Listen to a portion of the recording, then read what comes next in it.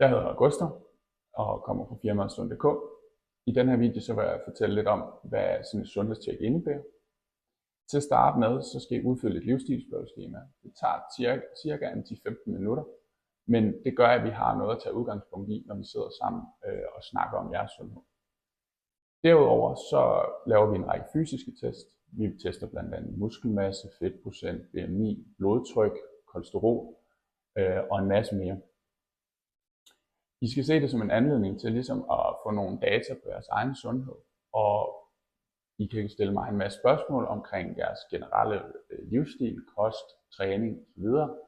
Så jeg håber og tror på, at I vil melde jer til, og så glæder jeg mig til, at vi ses.